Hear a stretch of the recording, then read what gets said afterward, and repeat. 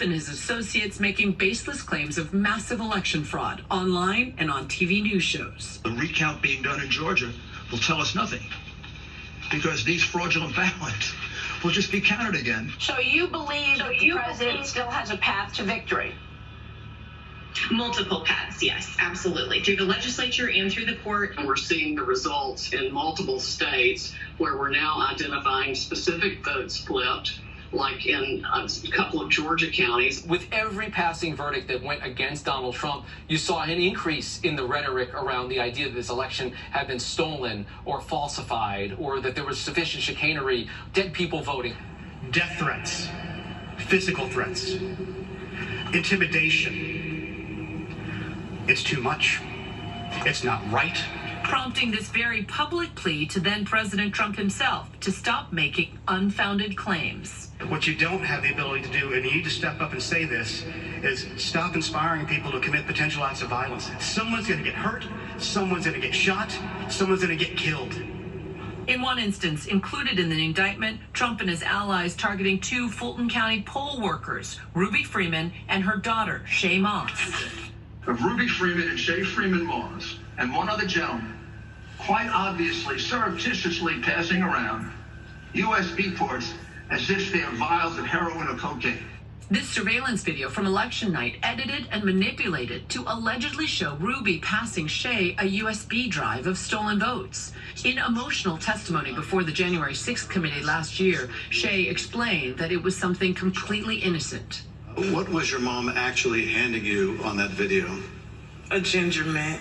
The mother and daughter telling ABC News exclusively how their lives were turned upside down by threats from Trump supporters. They were saying that I should be hung, me and my mom will die, and, like burning crosses. It's like a slap in the face, like just very hateful things. They would say really, really bad racist stuff, We know where you live, but we're coming to get you. In the weeks that followed, the former president's false election fraud claims went far beyond poll workers.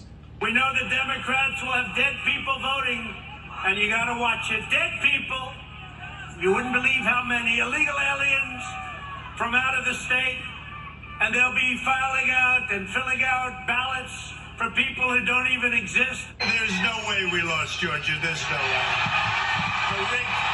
That was a rigged election, but we're still fighting it. This was a concerted effort, legal, political, it's certainly one that involved big aspects of public relations that sought to exert pressure on elected officials to try to change the outcome of an election. The indictment also alleging that Trump, along with Mark Meadows, pressured a public official to violate his oath of office in early January 2021. All I want to do is this. I just want to find 11,780 votes.